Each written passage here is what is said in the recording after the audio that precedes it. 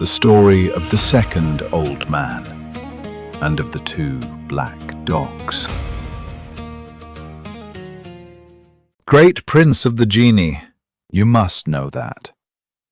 We are three brothers, these two black dogs and myself. Our father died, leaving us each 1,000 sequins. With this sum, we all three took up the same profession and became merchants. A short time after we had opened our shops, my eldest brother, one of these two dogs, resolved to travel in foreign countries for the sake of merchandise. With this intention, he sold all he had and bought merchandise suitable to the voyages he was about to make. He set out and was away a whole year. At the end of this time, a beggar came to my shop. "Good day," I said. "Good day," he answered. "Is it possible that you do not recognize me?"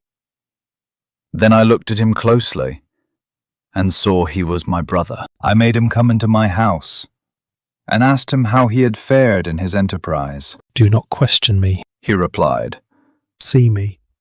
You see all I have. It would but renew my trouble to tell of all the misfortunes that have befallen me in a year and have brought me to this state."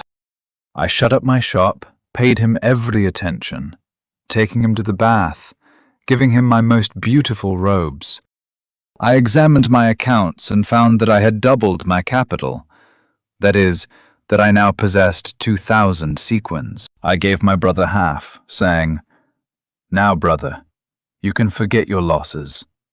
He accepted them with joy, and we lived together as we had before. Some time afterwards, my second brother wished also to sell his business and travel. My eldest brother and I did all we could to dissuade him, but it was of no use. He joined a caravan and set out. He came back at the end of a year, in the same state as his elder brother. I took care of him, and as I had 1,000 sequins to spare, I gave them to him, and he reopened his shop.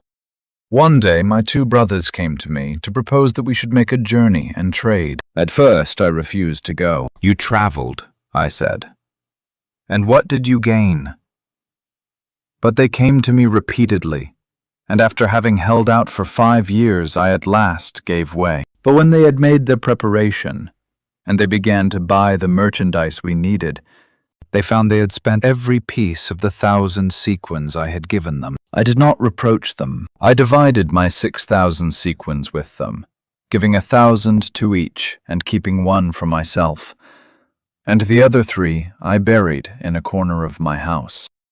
We bought merchandise, loaded a vessel with it, and set forth with a favorable wind. After 2 months' sailing, we arrived at a seaport, where we disembarked and did a great trade. Then we bought the merchandise of the country, and were just going to sail once more, when I was stopped on the shore by a beautiful, though poorly dressed woman. She came up to me, kissed my hand, and implored me to marry her and take her on board. At first I refused, but she begged so hard and promised to be such a good wife to me that at last I consented. I got her some beautiful dresses, and after having married her, we embarked and set sail. During the voyage, I discovered so many good qualities in my wife that I began to love her more and more. But my brothers began to be jealous of my prosperity and set to work to plot against my life. One night when we were sleeping, they threw my wife and myself into the sea. My wife, however, was a fairy, and so she did not let me drown, but transported me to an island. When the day dawned, she said to me, "When I saw you on the seashore, I took a great fancy to you and wished to try your good nature. So I presented myself in the disguise you saw. Now I have rewarded you by saving your life. But I am very angry with your brothers, and I shall not rest till I have taken their lives." I thanked the fairy for all that she had done for me, but I begged her not to kill my brothers. I appeased her wrath, and in a moment she transported me from the island where we were to the roof of my house, and she disappeared a moment afterwards. I went down and opened the doors, and dug up the 3,000 sequins which I had buried. I went to the place where my shop was, opened it, and received from my fellow merchants congratulations on my return. When I went home, I saw two black dogs who came to meet me with sorrowful faces. I was much astonished, but the fairy who reappeared said to me, Do not be surprised to see these dogs. They are your two brothers.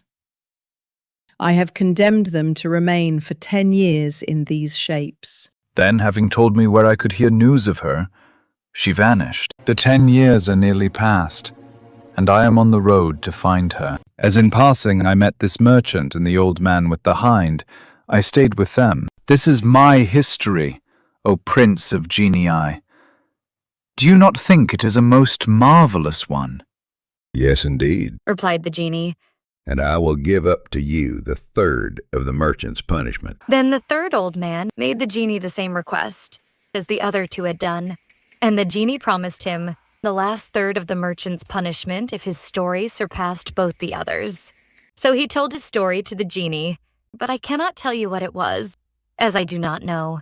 But I do know that it was even more marvelous than either of the others, so that the genie was astonished and said to the third old man, I will give up to you the third part of the merchant's punishment. He ought to thank all three of you for having interested yourselves in his favor. But for you, he would be here no longer. So saying, he disappeared, to the great joy of the company.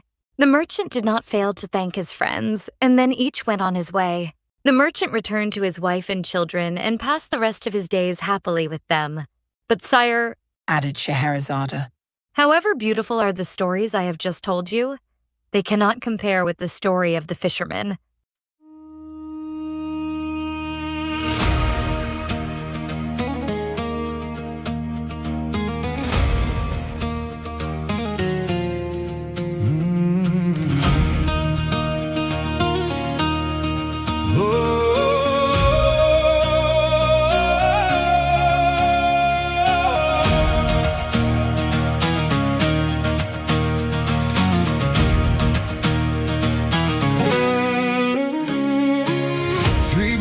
Sailed across the sea with dreams as wide as destiny. I shed my gold, I healed their pain,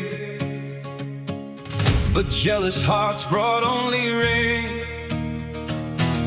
They lost their fortunes, lost their way. I welcome them without delay. Together on the waves we stood. I trusted blood, I trusted good, but envy grows where kindness shines, a shadow hidden deep inside. Two black dogs walk beside my road, carrying guilt, a heavy load, not born as beasts, but cursed by fate, because they chose the path of hate. Mercy spoke instead of revenge, love refused the bitter end.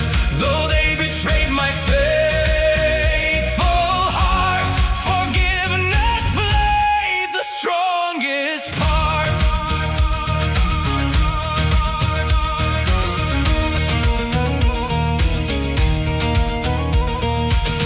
A lady dressed in humble grace, with hidden magic in her face. She took my hand, became my wife, and filled my empty soul with life. My brothers watched with burning eyes, their smiles were only thin disguise.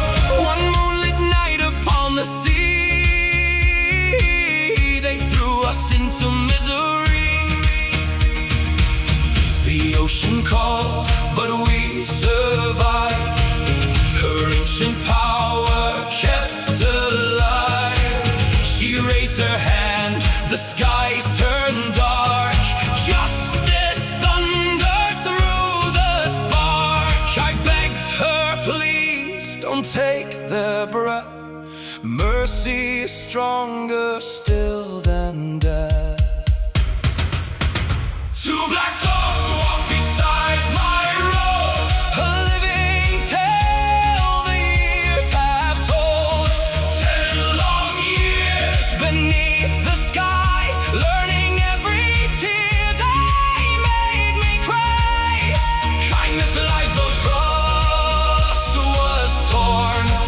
can rise where grief is born.